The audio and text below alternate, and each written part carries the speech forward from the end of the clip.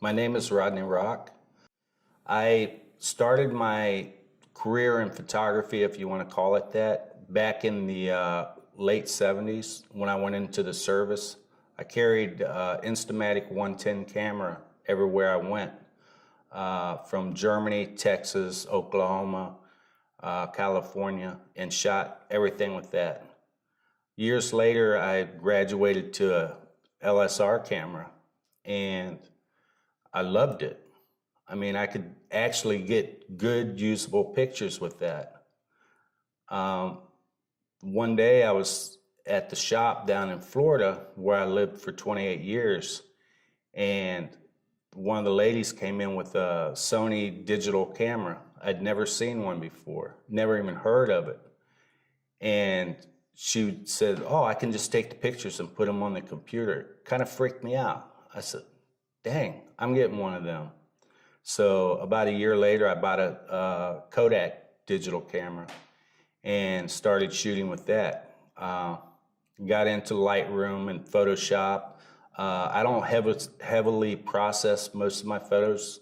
It's pretty much what you see is what you get. I do shoot for black and white. I used to shoot a lot of color, but I find color very distracting, and I want my photos to speak to you when I take a shot, because the black and white, it takes away all that distraction. And I find that color is very distracting, so I simplify it, go down to black and white, and it's the type of photography I enjoy. One of my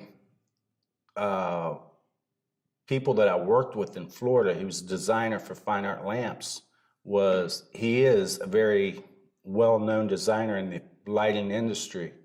His name is Mark McDowell. He told me one time, gave me great advice. He said, "Shoot black and white for a year."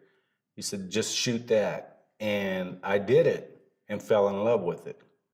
Now I shoot a lot of the old barns, tobacco barns, old houses. A lot of them are from the 1860s, and some of them are even further back than that. And I get to meet a lot of great people, a lot of the old farmers, because I never go on their property without asking for permission. Properties are disappearing. These buildings, as the years go by, you're driving down the road and you say, "Oh, there's Mr. Smith's place," and then a couple years later it's gone. And we're losing all this history to vandalism, to collapse, to just the weather knocking them down, and the earth gobbling them back up. So I'm trying to preserve that, and I'm trying to preserve it through my photography. I'll travel all these back roads, and friends and people that I associate with will say, "How do you find this stuff?" I go the back roads. I travel all over the place just looking for those opportunities. I'm so excited to be at Falling Rivers Gallery. I heard about Falling Rivers when I first moved to Albemarle just under a year ago. I moved over from Zebulon, and I was living there for 5 years working in Raleigh. And when I got over here, people kept telling me about Falling Rivers, and I'm like, "No, I can't be in a gallery. I'm not that good." And people kept telling me, "No, your stuff is good. You gotta go talk to them." I went ahead and joined the guild and displayed my pictures on the walls here at Falling Rivers. Take that step, join Falling Rivers Gallery, get your art on the wall. It will be appreciated. I know it sounds scary. It was for me, because I didn't feel I was good enough, but you're good enough. You just have to do it.